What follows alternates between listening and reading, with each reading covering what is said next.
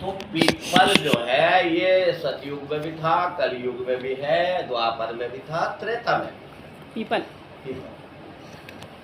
People. अच्छा, अश्वत्थामा की मणि छीन ली तो पीपल पे दरिद्रता का वास है। ये दरिद्रता और लक्ष्मी दोनों सगी बहन है। तो पीपल पे जब दरिद्रता को किसी ने सबने लेने से इनकार कर दिया तो विष्णु भगवान ने कहा पीपल भाई से तू ले ले।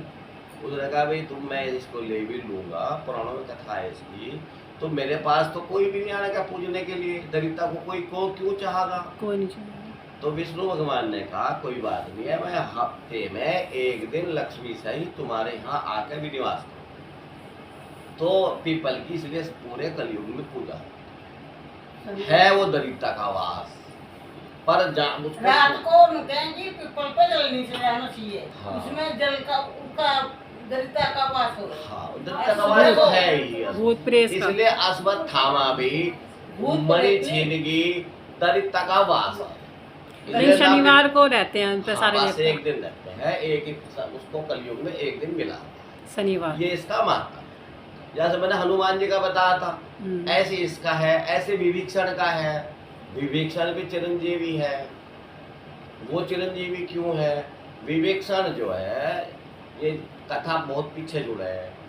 जब भगवान विष्णु अपने वैकुंठ धाम में विश्राम कर रहे थे, सनक सनकादि चारों भाई भगवान विष्णु के दर्शन करने के लिए वैकुंठ गए। हिरण जो वहां से थे जय और विजय, दोनों ने उनके सामने डंडा डाला, तुम कहाँ जा रहे हैं? हमें ये कहा हुआ अंदर कोई प्रवेश नहीं करेगा, लक्ष्मी जी और विष्णु जी है, दोनों है, विश्राम कर, आप अंदर नहीं जाओ। तो उन्हें क्रोध आ गया, जबकि नियम ये है, अब वैकुंठ में क्रोध का काम क्या है? ये सब भगवान की लीला थी। नहीं तो वैकुंठ में भी यदि क्रोध आ गया तो फिर संसार में क्रोध आ गया तो कौन सी बड़ी बात है? भाई वैकुंठ भगवान का लोक है, वहां भी क्रोध का कोई काम है, पर वहां और उनको क्रोध आया जो अनादि बालक हैं, शुद्ध ब्राह्मण है, पहले मानस पुत्र है ब्रह्मा के, उनको तो आना ही नहीं था, पर आया, उन्हें भी आ गया। आया चूंकि भगवान की लीला। भगवान जो है वो कर्तुम अकर्तुम अन्यथा कर्तुम समर्थ है, वो कुछ करे ना करे वो सब कुछ कर दे, वो सब कुछ करके भी मिटो दे, उसकी मौज है। तो ऐसे ही इनको वैकुंठ में क्रोध आया, इन्होंने इनको श्राप दे दिया, जय और विजय को दोनों का पतन।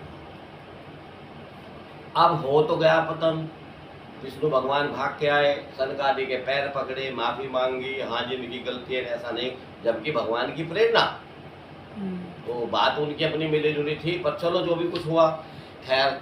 तो यार भाई इनको 3 जन्म के लिए ये रहेगा, मृत्यु लोक में इनको 3 जन्म रहना पड़ा। तो पहले जन्म में जब हिरण्यकश्यपु और हिरण्याक्ष का वध करना पड़ा भगवान को, तो ये सनक सनकादि चारों भाई प्रहलाद के रूप में प्रकट हुए थे। तो प्रहलाद भी चिरंजीव है। उसके बाद त्रेता युग में जब रावण बना और वो कुंभकर्ण बने, तब इन्होंने भी अपना प्रायश्चित करने के लिए विभीषण बने। सनकादि के अवतार है विभीषण।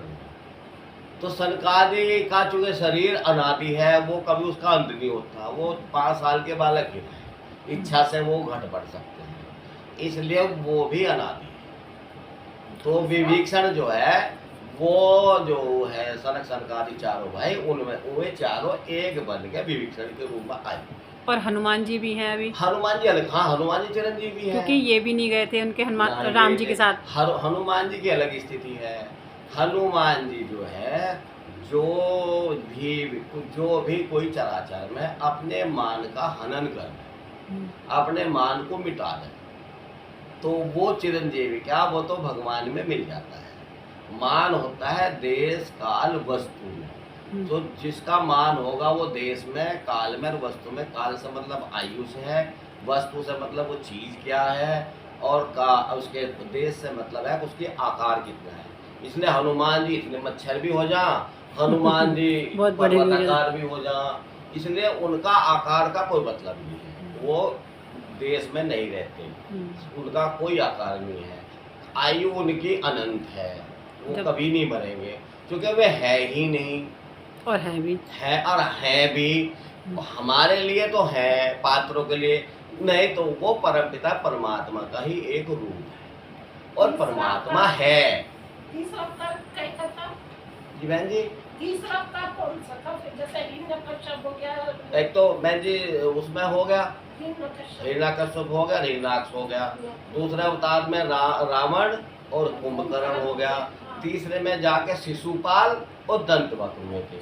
अच्छा, शिशुपाल और दंतवक्र के साथ सनकादि नहीं आए थे, वहाँ ये हो गया था। अब तो इनकी मुक्ति होनी है, सारे पाप इनके धुल लिए थे 2 काल में। तीसरे में तो चूंकि शिशुपाल का भी रोल थोड़ा ही है, कोई बहुत ज्यादा शिशुपाल का जो रोल रावण का था, जो हिरण्यकश्यप का था, वो शिशुपाल ने तो बस 100 गाली दी भगवान को। शिशुपाल के जन्म की कहानी तो यह है। अब ये इनकी सगी मौसी का लड़का, सगी बुआ का इनकी लड़का, जैसे कुंती बुआ का लड़का अर्जुन है, ऐसे ही इनकी सगी बुआ का लड़का है। तो इसके जन्म से ही हर हाथ में और दोनों पैरों में 6 अंगली थी। ये विचित्र बच्चा पैदा हुआ था। तो ज्योतिषियों ने उस वक्त इसको ये बता दिया था, इसकी माँ को, अब भाई इसके सामने जो कोई आएगा जिसे देख के इसकी सारी अतिरिक्त अंगुलियां सब समाप्त हो जाएंगी, वो इसकी मृत्यु का कारण बनेगा। तो अब भगवान श्री कृष्ण जो है अपनी बुआ से मिलने गए, तो श्री कृष्ण जी को देखते उसकी सारी जो अंगुली थी 6 वो खत्म हो गई, एक कम हो तो गई। उसकी बुआ को हो गया कि तो इसे भाई श्री कृष्ण मारा। यही तब मारेगा। उसने कहा भाई से जो है तो बेकार ही, पर भाई तू इसे मारिए ना। फिर श्री कृष्ण ने कहा ये मुझे 100 गाली तक देगा, मैं ऐसा कुछ नहीं कहने का, 100 के बाद में से मार। तो बस उसका तो इतना ही रोल रहा, उसने 100 गाली दी जान के दी राजयुग में, और भगवान ने 100 बजाय से मार दिया। अच्छा देखो यहाँ भी कितनी अद्भुत बात है। शिशुपाल ने भगवान जी को वास्तव में सच्चे बात में कोई गाली नहीं दी। जितनी का बात कही है वो सब सच है, वो उल्टी ढंग से कही। अगर ये तो इतना बड़ा गवाला, ये तो हमारे राजाओं की शोभा बैठने वाले के मतलब का भी नहीं है, तो है तो श्री कृष्ण गवाला ही।